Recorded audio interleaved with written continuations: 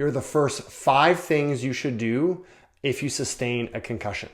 Number 1, avoid the poor advice of going home, resting, staying in a dark room, avoiding all screens until your symptoms go away. This has been absolutely disproven and actually is harmful and can slow down a person's recovery. But unfortunately, still many emergency room doctors and healthcare professionals are telling their patients to do this. Number 2, that piggybacks on number 1, is start to move your body and start to do some exercise within symptom threshold. And this can start within 24 hours after an injury. So even though a person's symptomatic, many times symptoms can come on days and even weeks in some cases after an injury. The research shows that if you start to move your body, you start to get the benefits of exercise. So things like blood flow to the brain, mitochondrial function. These are the energy dynamics inside the cell that become dysfunctional after a concussion. Exercise and movement, obviously within reason and staying within your symptom threshold, can be helpful. And then thirdly, there's also evidence showing that the people that get in to see a healthcare provider, I call it a concussion literate healthcare provider, ideally, and this usually ends up being their physiotherapist or their chiropractor. This is over and above going to see your family doctor to get that diagnosis of a concussion and or going to an emergency room, which are really important steps to make sure to rule out the worst case scenarios. So once those have been ruled out and you've been told to go home and wait for the symptoms to resolve, the research shows 70 to 90% of people do just that. Their symptoms go away and resolve.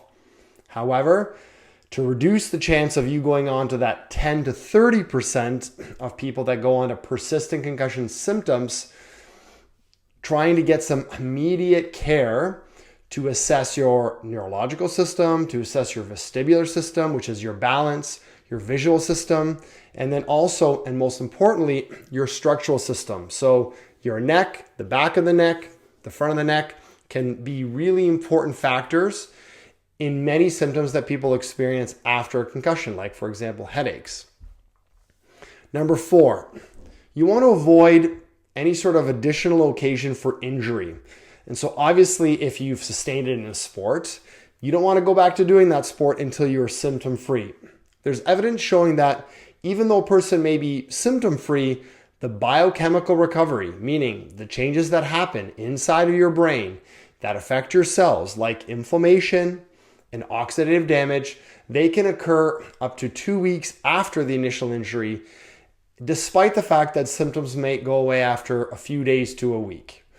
So there still is some vulnerability in the brain. So you don't want to get injured again. So you have to be a little bit more cautious. This doesn't mean wear a helmet at all times and again, go and stay in a dark room.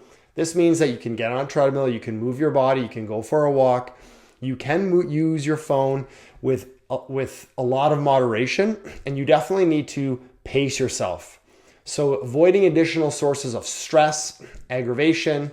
This might be taking a time away from work or even things like school and definitely sports where there's a chance of re-injury. And then number 5, this is in my wheelhouse, nutrition and nutrients. If you optimize these give you some fuel to help your brain recover after getting hit in the head and sustaining a concussion. So over and above following an anti-inflammatory diet, which a lot of people can easily find online, you want to avoid highly processed foods and you want to increase some key nutrients that are key for brain recovery. Number 1, omega-3, specifically something called DHA. There's data showing that this is an important structural component to your brain and has potent anti-inflammatory properties, specifically in and around resolving inflammation. Number 2 is magnesium. Magnesium levels fall immediately after a brain injury. There's really key biochemical roles that magnesium plays to stabilize nervous system and nerve cell function.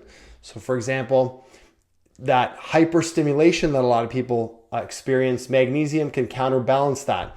Tight, tense muscles, lowering inflammation. Magnesium does both of those things. There's different forms of magnesium. There's Magnesium glycinate is one of the most popular ones, but magnesium L-threonate seems to have some data that's emerging to say that it's a little bit more specific for brain function. But using a highly absorbable form of magnesium, anything other than oxide is definitely a great place to start. And then finally, creatine. There's been a lot of buzz about creatine and its benefits, not just on muscle and improving weightlifting and some of the benefits that are found in its effect on strength, but for its effects on the brain as a fuel source, especially when the main kind of systems to produce energy in the brain have been impaired after a concussion. So creatine comes in and provides that quick fuel mechanism, and that's why it supplies the phosphocreatine pathway. And there's evidence showing that it can actually decrease some of the neurological deficits that occur after a concussion in humans. It's one of the few elements that have been studied in human trials showing beneficial effects. Obviously, talk to your healthcare provider about any of this, and always seek out medical advice and medical care before going in and taking any of these things. Your naturopathic doctor and your concussion literate provider are great places to start, over and above making sure that you have that assessment done by the emergency room and your family doctor.